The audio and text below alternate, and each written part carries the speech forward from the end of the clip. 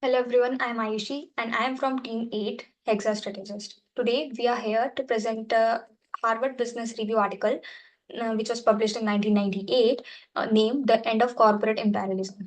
If we talk about the concept, corporate imperialism is an approach where Western MNCs enter emerging markets with the mindset of merely extending their existing customer base without adapting to the local conditions.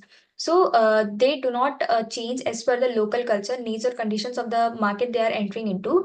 Now, essentially, these companies focuses on expanding their business without really understanding and adapting to the environment they are entering into.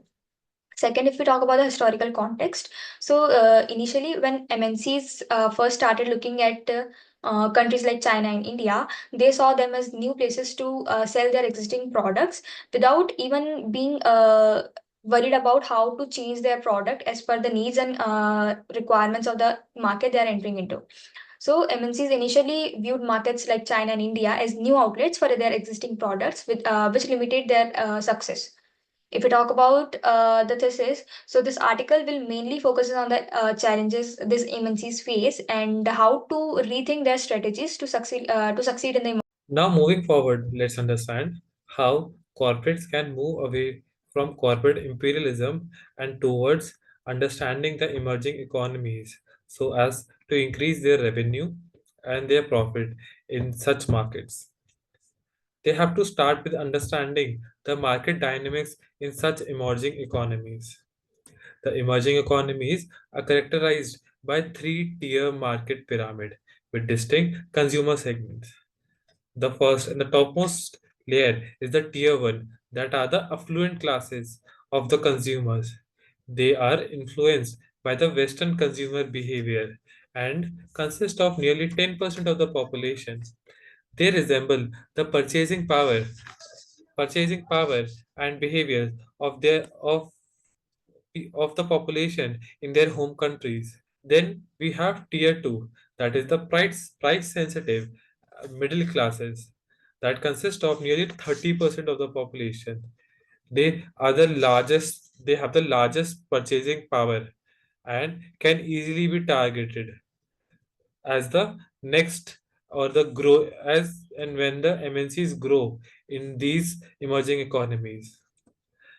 This segment or the consumer segment is rapidly growing as people are earning more and moving from villages to cities. They are the potential targets that the company should target next as to be more relevant in such emerging economies. Then we have the tier 3 consumer segment. They have the largest base of consumers loyal to local brands. They consist around 60% of the population. They have a very high collective purchasing power and as their income level is increasing along with their appetite for new products. Thus, this is also a very new market for the Western MNCs to grab this opportunity and increase their presence in such emerging markets. Rethinking business models for emerging markets. MNC need to adapt their business model to cater to the unique needs of emerging market. First is pricing performance sensitivity. Emerging market consumer prioritize value for money. Many consumers in this market belong to the middle class, which is growing but still constrained by limited purchasing power. This make cost-effective, well-performing products more appealing than premium high-price options. MNC must adapt their pricing strategy to match local spending habits, and offering products with adjusted features or sizes to maintain affordability can be a game changer. Second, in innovation, MNC need to innovate in product design and pricing to meet local needs. Innovation in this context isn't just about creating cutting-edge technology, it's all about local relevance. MNC must innovate with a local lens, designing products that cater to the specific needs, preference, condition of the market. In emerging markets, leadership requires a delicate balance between global expertise and local understanding. Multinational corporations often rely on expertise leaders, managers from the company's home country to establish corporate culture and transfer knowledge to the local team. However, While expertise are effective in introducing global best practices, they frequently face significant cultural and language barriers, especially in markets like India and China. Uh, expari- Expatriates play a key role in ensuring the local operation adhere to global corporate standards. However, their interaction with local employees and customers is often limited due to these barriers. In some cases, expatriates might fail to fully understand the nuances of local business practices of the preference of local consumer, which can hinder the effectiveness, right?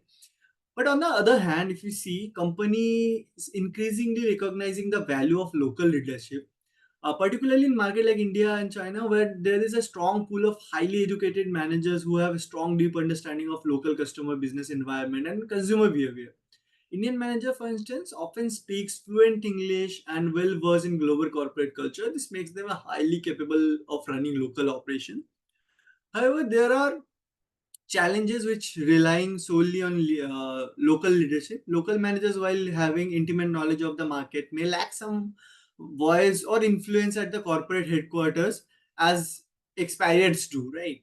Additionally, many may not have the experience or the expertise, the soft technology, the bundle of organization management practices the Western corporate typically rely on. These things can be a barrier. So, what is the solution?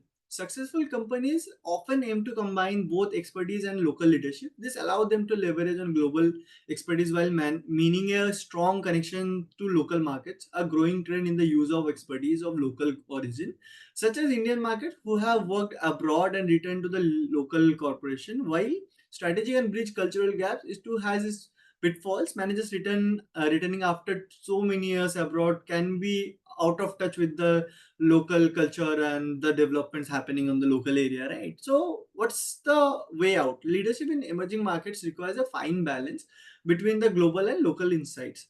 While expatriates are vital managing corporate standards, local managers bring the much needed cultural sensitivity and market understanding. So finding this balance is key to thrive in complex and diverse emerging markets.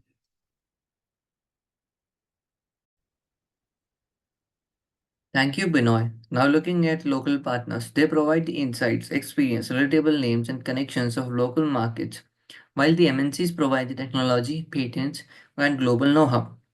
We have multiple successful examples in the Indian context. For example, Jubilant Foods and Domino's. Varun Beverages Limited, which is the bottler for PepsiCo in India, is the largest bottler of PepsiCo outside the United States. Maruti and Suzuki are the prime examples of successful local and global partnerships, being the largest automobile manufacturer in India. But there are also a few challenges like changes in strategic goals. Famous examples being Hero and Honda, who split despite having a successful venture, and famous brands like Hero, Honda, Splendor, which is still continuing. And there are also various trends like PepsiCo, for instance, initially entered India through joint ventures with local companies to navigate the complexities of market.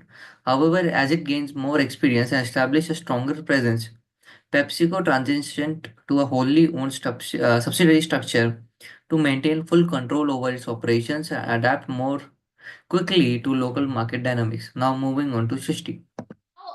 If I come to the conclusion part and future implications, so transformation, what MNCs can do is they should think in a no, they should think in a modern way and not in the traditional way.